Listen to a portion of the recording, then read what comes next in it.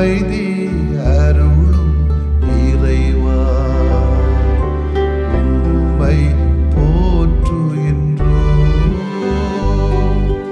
நெஞ்சில் சுமக்கும் இறைவா, நீதியில் நிறைவே இறைவா, சுமை தாங்கியே இறைவா, புகழ்ந்து போற்றி ஆராதிக்கின்றோம்.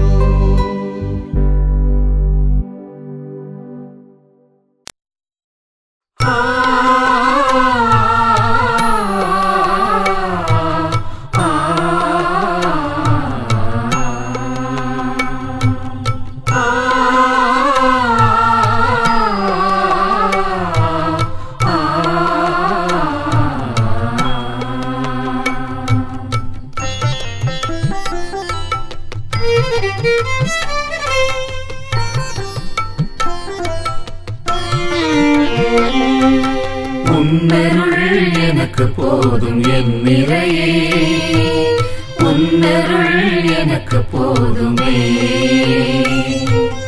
உன்னருள் எனக்கு போதும் என் நிறையே, உன்னருள் எனக்கு போதுமே.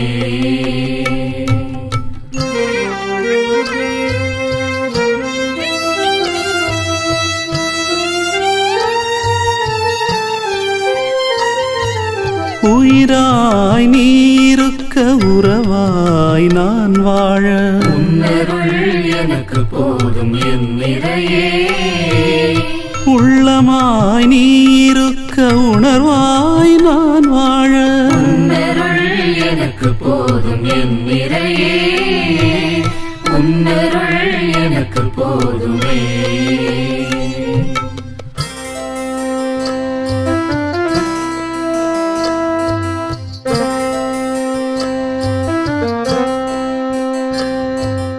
அன்பாய் நீருக்க அதுவாய் நான் வாழ, உன்னருள் எனக்கு போதும் என் நிறையே, அருளாய் நீருக்க அதனால் நான் வாழ, உன்னருள் எனக்கு போதும் என் நிறையே, உன்னருள் எனக்கு போதுமே.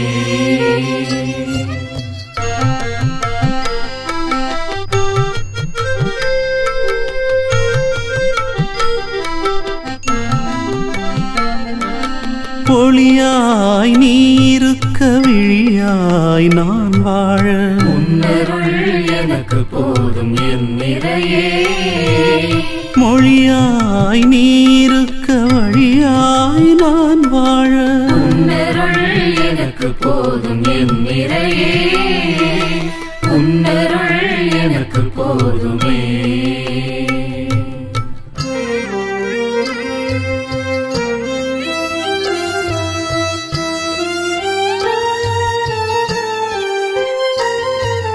கண்ணுக்குள் நீருக்க கனிவாய் நான் வாழ, உன்னருள் எனக்கு போதும் என் நிறையே, என்னில் நீருக்க உன்னில் நான் வாழ, உன்னருள் எனக்கு போதும் என் நிறையே, உன்னருள் எனக்கு போதுமே, உன்னருள் எனக்கு போதும் என் நிறையே, உன்னருள் எனக்கு போதுமே, உன்னருள் எனக்கு போதும் என் நிறையே, உன்னருள் எனக்கு போதுமே. லூக்கா நற்செய்தி அலகு 12 இறைச்சொற்றொடர்கள் 13 முதல் 21 முடிய. அக்காலத்தில் கூட்டத்தில் இருந்த ஒருவர் இயேசுவிடம், போதகரே, சொத்தை என்னோடு பங்கிட்டுக் கொள்ளுமாறு என் சகோதரருக்கு சொல்லும் என்றார். அவர் அந்த ஆளை நோக்கி, என்னை உங்களுக்கு நடுவராகவோ பாகம் பிரிப்பவராகவோ அமர்த்தியவர் யார் என்று கேட்டார். பின்பு அவர் அவர்களை நோக்கி, எவ்வகை பேராசைக்கு இடங்கூடாதவாறு எச்சரிக்கையாக இருங்கள். மிகுதியான உடைமைகளை கொண்டிருப்பதால் ஒருவருக்கு வாழ்வு வந்துவிடாது என்றார். அவர்களுக்கு அவர் ஒரு உவமையை சொன்னார். செல்வலாய் இருந்த ஒருவருடைய நிலம் நன்றாய் விளைந்தது. அவர், நான் என்ன செய்வேன், என் விளைபொருட்களை சேர்த்து வைக்க இடமில்லையே என்று எண்ணினார். ஒன்று செய்வேன், என் களஞ்சியங்களை இடித்து இன்னும் பெரிதாக கட்டுவேன். அங்கு என் தானியத்தையும் பொருட்களையும் சேர்த்து வைப்பேன். பின்பு என் நெஞ்சமே, உனக்கு பல்லாண்டுகளுக்கு வேண்டிய பல வகை பொருட்கள் வைக்கப்பட்டுள்ளன. நீ ஓய்வெடு, உண்டு குடித்து மகிழ்ச்சியில் திளைத்தோடு எனச் சொல்லுவேன் என்று தனக்குள் கூறிக்கொண்டான். ஆனால் கடவுள் அவனிடம், அறிவிலேயே, இன்றிரவே உன் உயிர் உன்னை விட்டு பிரிந்துவிடும். அப்பொழுது நீ சேர்த்து வைத்தவை யாருடையவை ஆகும் என்று கேட்டார். கடவுள் முன்னிலையில் செல்வமில்லாதவராய் தமக்காகவே செல்வம் சேர்ப்பவர் இத்தகையோரே. ஆண்டவரின் அருள்வாக்கு. இறைவா, உமக்கு நன்றி. கிறிஸ்து இயேசுவிலே பிரியமுள்ள சகோதர சகோதரிகளே, உயிர் இல்லாத அழகு பிணம், சாதனை இல்லாத அறிவு மதியீனம், பணிவு இல்லாத வீரம் மூர்க்கத்தனம், தர்மம் இல்லாத செல்வம் பாலைவனத்து மழை, ஆன்மீகம் இல்லாத வாழ்க்கை ஒளி இல்லாத உலகம். வீட்டை பெரிதாக்குவதால் அல்லது பெருசாக்குவதால், வீட்டு பொருட்களை பெருக்குவதால், கண்ட பொருட்களை எல்லாம், காணுகின்ற பொருட்களை எல்லாம் வாங்கி குவிப்பதால், சொத்துக்களின் எண்ணிக்கையை, வீடுகளின் எண்ணிக்கையை அதிகமாக்குவதால் ஒரு மனிதனுக்கு நிம்மதியான வாழ்வு கிடைத்து விடுவதில்லை. எனவேதான் மிகுதியான உடைமைகளை கொண்டிருப்பதால் ஒருவருக்கு வாழ்வு வந்து விடாது. மனிதர் உலகம் முழுவதை ஆதாயமாக்கி கொண்டாலும் தம் வாழ்வை இழப்பாரெனில் அவருக்கு கிடைக்கின்ற பயன்தான் என்னமோ? பணத்துக்கும் சொத்துக்கும் சொந்தக்காரன் நாம் அல்ல. வீடும் உடைமையும் நமக்கு நிரந்தரம் அல்ல. வாழ்வு நம்முடையதல்ல, எல்லாம் அந்த ஆண்டவனுடையது. எதை தேடுகிறோமோ அது அவருடையது. எதில் தேடுகிறோமோ அது அவருடையது. யாருக்காக தேடுகிறோமோ அதுவும் அவருடையது. கிறிஸ்துவே உங்களுக்கு வாழ்வளிப்பவர். கொலோசியர் 3:4. இதில் என்ன பெரிய சவடால் வேண்டி கிடக்கிறது? அறியாமை தவிர வேறு என்ன சொல்ல என்று சொல்வது போன்று இருக்கிறது. ஆண்டவனோடு ஆன்மீகத்தோடு தொடர்பு இல்லாத வாழ்க்கை நூல் அறுந்த பட்டம் போன்றது என்று சொல்வார்கள். தொடர்பு இழந்த விமானம் அழிவது உரிது. இறைவன் காட்டுகிற வழியில கொஞ்சமேனும் பேராசைகளை தவிர்த்து, எல்லாம் வாழ்வதற்கான எல்லாம் வேண்டான்னு சொல்லல, பேராசைகளை தவிர்த்து விவேகத்தோடு கொஞ்சம் வாழ கற்றுக்கொண்டோம் என்று சொன்னால் நிச்சயம் நலம் பயக்கும். செல்வத்தை பற்றி யோசித்து பார்ப்போம். செல்வங்களின் நிலையாமையையும் இறைவனே நம் ஒப்பற்ற செல்வம் என்னும் கருத்தையும் வலியுறுத்துகிறது இன்றைய வாசகங்கள். இந்த உலக செல்வத்திற்காக உழைப்பதனால் ஏற்படுகிற இழப்புகளை கொஞ்சம் பட்டியலிடலாம். ஒருவேளை கொஞ்சம் எக்ஸாஜரேஷனாக இருக்கலாம். ஒன்று, எவ்வளவு செல்வம் சேர்த்தாலும் இறுதியில் அது நம்மோடு வரப்போவதில்லை. யோசித்து பார்க்கணும். நம்ம வேறொருவர் தான் அதை அனுபவிக்க போகிறார். அதனால சொத்து செல்வம் வேண்டான்னு நினைக்கிறோமா? இல்லை, வேணும். இந்த உலக செல்வம் நம்மை இறைவனிடம் சேர்ப்பது இல்லை, இறைவனை விட்டு பிரிக்கிறது. அதனால அளவுக்கு அதிகமாக செல்வம் கூடாது. மீதியான செல்வம் இருந்தாலும் நிறைவாழ்வு மகிழ்ச்சி கிடைக்காது. மிகுதியான உடைமைகளை கொண்டிருப்பதால் ஒருவருக்கு வாழ்வு வந்து விடாது. ஆனால் மிகுதியான மனம், மிகுதியான இதயம், மிகுதியான உறவு இவைகள் பெருக பெருக நிச்சயமாக ஆசீர்வாதமும் அருளும் மகிழ்ச்சியும் வளர்ச்சியும் கூடிக்கொண்டுதான் இருக்கும். இது கண்ணால பார்த்துட்டு தான் இருக்கிறோம். நிறைய தங்கங்க வச்சிருக்கிறவங்க செத்து போனா தங்கத்தை போட்டு என்ன செய்யறது? நிறைய வீடு இருக்கிறவங்க செத்து போன பிறகு அந்த வீடை வச்சு என்ன செய்யறது? அடிதான் நடக்குது. வீடுகள்ல, குடும்பங்கள்ல நடக்குது. சில சமயங்கள்ல போய் வசதியான சாமியாருங்க செத்து போற பிரச்சனை வரும். ஏன்னா யாருக்கு எழுதி வச்சாலும் யாருன்னு தெரியாது. வீட்டுக்காரங்க வந்து சண்டை போடுவாங்க. பிஷப்பிட்ட வந்து, எங்க தம்பிக்கு எங்க அண்ணனுக்கு சொத்துக்களாக எங்களுக்கு கொடுங்க அப்படின்னு. சாமியார் சொத்து எங்க வந்து நமக்கு தெரியல. ஓகே, அது ஒரு பக்கம் இருக்கட்டும் அந்த கதை. ஆனால் அந்த செல்வத்தினால, பணத்தினால எப்படி அது வாழ்க்கை வந்துவிடும்? அடிதானே வருது, சண்டை தானே வருது, கசப்பு தானே வருது. கடைசியில வேற யாராவது ஒருத்தருக்கு அதை அனுபவிக்க போறாங்க. இதுதான் உண்மை. இன்றைக்கு நமக்கு வாழ்வதற்கான பணம், சொத்து தேவை. படிப்புக்கான சொத்து தேவை. அதை நியாயமா உழைச்சு வச்சிட்டோம்னா அதுல நிம்மதி கிடைக்கும். அளவுக்கு அதிகமாக சொத்து சேர்க்க ஆரம்பிச்சோம், குழி வெற்றோன்னு அர்த்தம் என்பது உண்மை. இதை நாம் உணர வேண்டும். எனவே இவ்வகை பேராசைக்கும் இடம் கொடாதவாறு நாம் எச்சரிக்கையாக இருக்க வேண்டும். இவ்வுலக செல்வத்தை சேர்ப்பதற்கு பதில் இறைவன் விரும்புகின்ற அந்த இறை பணிகளிலே, மக்கள் பணிகளிலே, பொது பணிகளிலே, ஏழைகளுக்கு செய்வதிலே நாம் தாராளமாக கொடுத்தோம்னா நிச்சயமாக நம்முடைய ஆசீர்வாதம் பெருகுமே ஒழிய குறையவே குறையாது. நமது நல்ல எண்ணங்கள், நல்ல பொதுநல இறைவேண்டல்கள், புனிதமான நல்ல செயல்களே இறைவனின் முன்னிலையில் நமது செல்வங்கள். அத்தகைய செல்வத்தின் மீது நாம் ஆர்வம் காட்டுவோம். பேராசை பிடித்த மனிதர்கள் கூட்டம் இந்த உலகத்தை ஆக்கிரமித்து கொண்டிருக்கிறது. எங்கு பார்த்தாலும் பேராசை. உடன் பிறந்த சகோதரர்கள் மத்தியில், நண்பர்கள் மத்தியில் எங்கும் பேராசை என்கிற தீய பண்பு தலைவிரித்தாடுகிறது. இந்த பேராசை பிடித்த உலகில் நாமும் மற்ற மனிதர்களோடு சேர்ந்து பேராசை பிடித்தவர்களாக மாறிவிடுகிறோம். இத்தகைய பேராசை எண்ணத்திலிருந்து விடுபட நாம் அனைவரும் அழைக்கப்படுகிறோம். இந்த உலகத்திலே ஏழைகளுக்கும் பணக்காரர்களுக்கு இருக்கிற மிகப்பெரிய இடைவெளிக்கு இந்த பேராசை தான் காரணமாக இருக்கிறது. ஏழைகள் ஏழைகளாகவே மாறிக்கொண்டிருக்கிறார்கள். பணக்காரர்களோ தங்களது பேராசை எண்ணத்தினால் செல்வங்களை சேர்ப்பதில் தங்கள் வாழ்வை வீணாக்கி கொண்டிருக்கிறார்கள். தங்களது தேவைக்கு போக மீதம் இருப்பது அனைத்துமே நமக்கானது அல்ல, அது மற்றவருடையது. அது மற்றவர்களிடமிருந்து கொள்ளையடிப்பதை விட கேவலமானது. அந்த தவறை தான் அறிவற்ற செல்வந்தன் செய்கிறார். நாம் சேர்த்து வைப்பது அனைத்துமே மற்றவருக்கான என்கிற எண்ணம் இல்லாமல் வாழ்ந்ததால் அறிவற்ற செல்வந்தன் தனக்கான தண்டனையை பெற்றுக் கொள்கிறார். இறைவன் நமக்கு பல கொடைகளை வழங்கி இருக்கிறார். அந்த கொடைகளை நாம் நமக்கென்று மட்டும் பயன்படுத்தாமல் மற்றவர்களுக்கு, குறிப்பாக ஏழை எளிய மக்களுக்கு பயன்படுத்துகிற திறந்த மனதை கடவுள் நமக்கு தந்துள்ள இறைவனிடம் பார்த்து கேட்போம். ஆமேன். மன்றாடுவோமாக. இறைவா, எங்களுக்கு தந்திருக்கக்கூடிய அனைத்து செல்வங்களுக்காக, சொத்துக்களுக்காக, பொருட்களுக்காக, பணங்களுக்காக, வாய்ப்புகளுக்காக, வசதிகளுக்காக நாங்கள் நன்றி செலுத்துகிறோம். ஒப்பற்ற செல்வமாகிய உண்மை நாங்கள் பற்றி கொள்ளக்கூடிய ஆசீர்வாதங்களை எங்கள் யாவருக்கும் தாரும். நாங்கள் கொஞ்சம் கொஞ்சமாக நிறைய பணங்களையும் சொத்துக்களை, நகைகளை சேர்க்க சேர்க்க நாங்கள் அழிந்து போகிறோம் என்பதுதான் உண்மை. பயனற்ற செல்வத்திற்காக உழைக்காமல் அழியாத வாழ்வு தருகிற, மகிழ்ச்சி தருகிற, நிம்மதி தருகிற, உறவை தருகிற செல்வத்திற்காக உழைக்க எங்கள் யாவருக்கும் நல்ல தெளிவையும் அருளையும் தாரும். நீரே எங்கள் ஒப்பற்ற செல்வமாய் இருந்தருளும். ஆண்டவரே, ஆமேன்.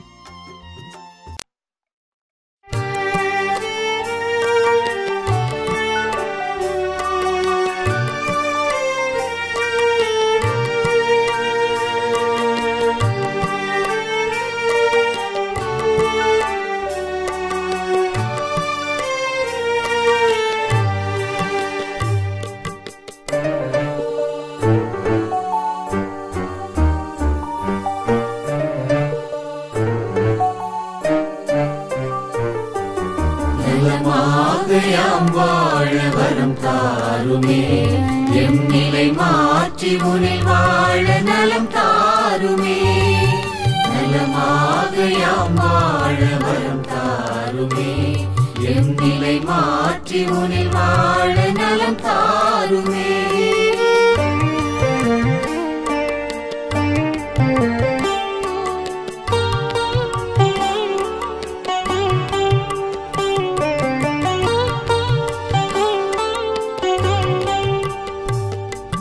மகிழ்வில்லா மனமென்றால் மனநோயா, அதில் மகிழ்வாக நீ வந்து நலம் தாருமே. நலமாக யாம் வாழ வரம் தாருமே. பொய் கூறும் நாவென்றால் பேய் நோயா, அதில் மெய்யாக நீ வந்து நலம் தாருமே. நலமாக யாம் வாழ வரம் தாருமே, எம் நிலை மாற்றி உனில் வாழ நலம் தாருமே.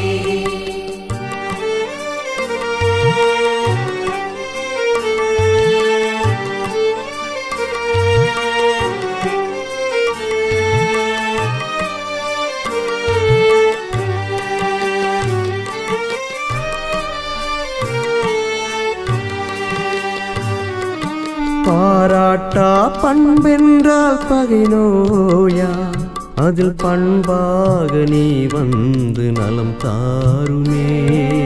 நலமாக யாம் வாழ வரம் தாருமே. சினமொன்றே குணமென்றால் சிரம் நோயா, அதில் சிரிப்பாக நீ வந்து நலம் தாருமே.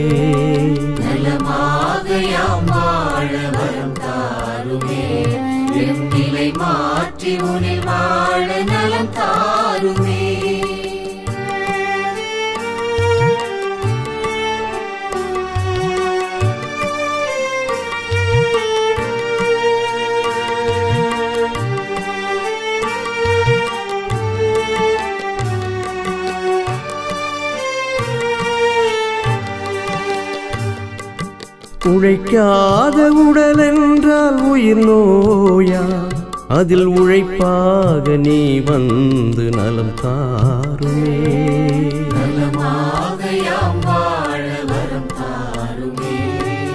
கனியாத உளம் என்றால் கடும் நோயா, அதில் கனிவாக நீ வந்து நலம் தாருமே.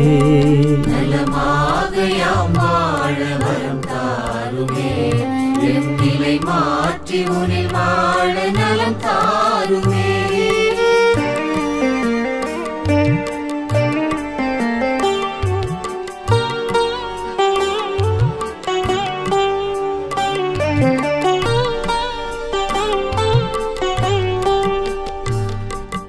நல்லெண்ணம் இழந்திட்டால் உளநோயா, அதில் நல் உணர்வாய் நீ வந்து நலம் தாருமே.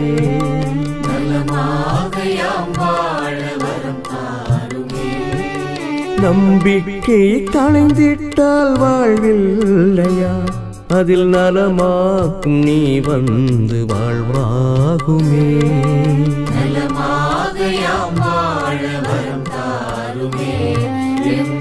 மாற்றி உனில் வாழ நலம் தாருமே.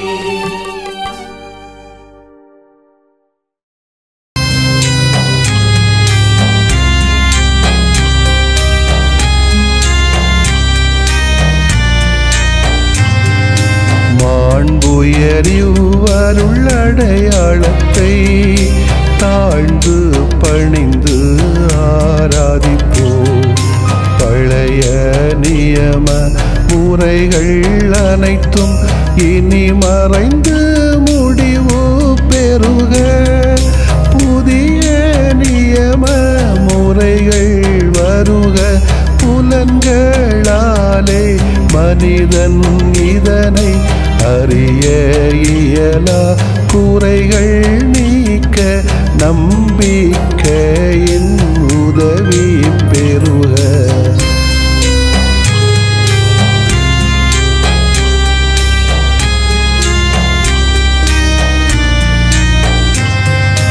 தந்தை அவர்க்கும் மகன் அவர்க்கும் புகழ்ச்சியோடு வெற்றியாக்கும். மீட்பின் பெருமை மாட்சிமையோடு வலிமை வாழ்த்து யாவுமாக. இருவரிடமாய் வருகின்றவராம் தூய ஆவியானவர்க்கும் அளவில்லாத சமப்புகழ்ச்சி என்றுமே உண்டாகுக. ஆமென். வானென்று அவர்களுக்கு அப்பமளித்தீரே, இனிமையெல்லாம் தன்னகத்தில் கொண்ட அப்பம் இதுவே. மன்றாடுவோமாக. இறைவா, இந்த வியப்புக்குரிய அருளடையாளத்திலே உம்முடைய பாடுகளின் நினைவு எங்களுக்கு விட்டு சென்றீ. உம் திருவுடல் திருரத்தமாகியவற்றின் தூய மறைபொருளை வணங்கும் நாங்கள் உமது மீட்பின் பயனை இடைவிடாமல் துய்த்து உணர்ந்து மகிழ அருள்வீராக. தந்தையாகிய இறைவனோடும் தூய ஆவியாரின் ஒன்றிப்பில் இறைவனா என்றென்றும் வாழ்ந்து ஆட்சி செய்கின்ற உம்மை மன்றாடுகிறோம்.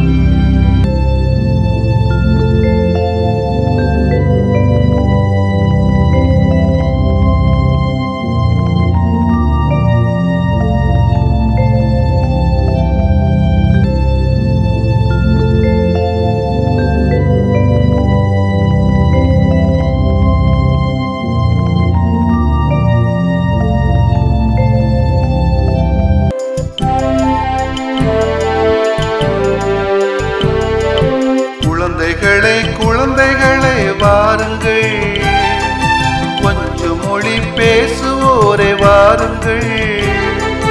குழந்தைகளே குழந்தைகளே வாருங்கள். கொஞ்சம் மொழி பேசுவோரே வாருங்கள். இறையாட்சியின் விழுதுகள் நாமே.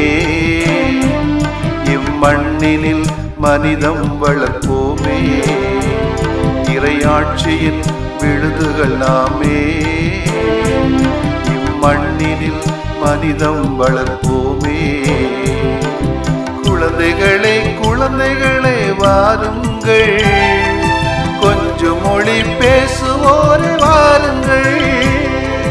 ஹையாரோ ஹையர ஹையாரோ, ஹையாரோ ஹையர ஹையாரோ, ஹையாரோ ஹையர ஹையாரோ, ஹையாரோ ஹையர ஹையாரோ.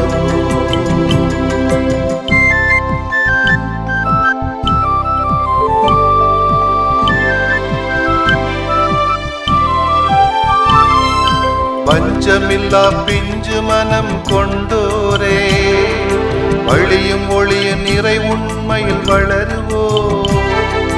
பஞ்சமில்லா பிஞ்சு மனம் கொண்டோரே, வழியும் ஒளியும் நிறை உண்மையில் வளருவோ.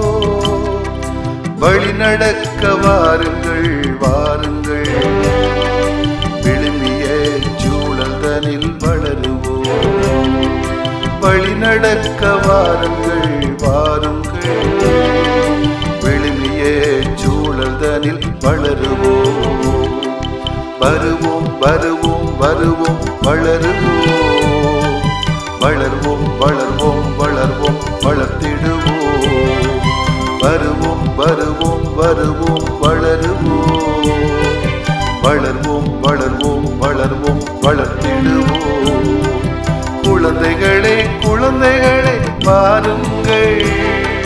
கொஞ்சம் மொழி பேசுவோரே வாருங்கள்.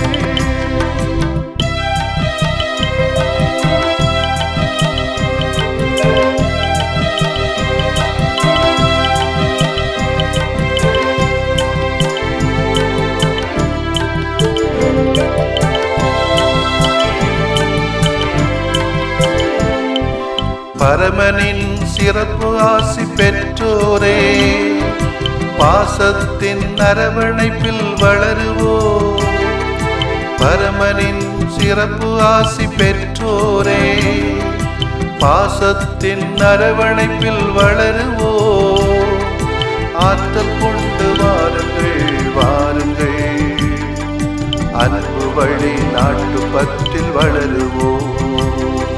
ஆற்றல் கொண்டு வாருங்கள் வாருங்கள். அன்பு வழி நாட்டு பற்றில் வளருவோம். வருவோம் வருவோம் வருவோம் வளருவோம். வளர்வோம் வளர்வோம் வளர்வோம் வளர்த்திடுவோம்.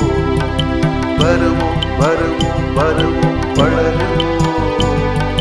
வளர்வோம் வளர்வோம் வளர்வோம் வளர்த்திடுவோம். குழந்தைகளே குழந்தைகளே வாருங்கள். கொஞ்சம் மொழி பேசுவோரே வாருங்கள். குழந்தைகளே குழந்தைகளே வாருங்கள். கொஞ்சம் மொழி பேசுவோரே வாருங்கள். இறையாட்சியின் விழுதுகள் நாமே. இம்மண்ணினில் மனிதம் வளர்ப்போமே. இறையாட்சியின் விழுதுகள் நாமே. இம்மண்ணினில் மனிதம் வளர்ப்போமே. குழந்தைகளே குழந்தைகளே வாருங்கள். கொஞ்சம் மொழி பேசுவோரே வாருங்கள்.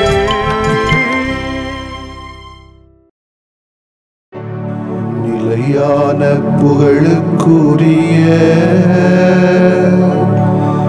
தூய இறை நன்மைக்கு எல்லா காலமும் தொழுகையும் புகழும் போற்றியும் ஆட்சிமையும் உண்டாக கடவது. போற்றி மாட்சிமையும் உண்டாக கடவது. தந்தை, மகன், தூய ஆவியாரின் பெயராலே ஆமென்.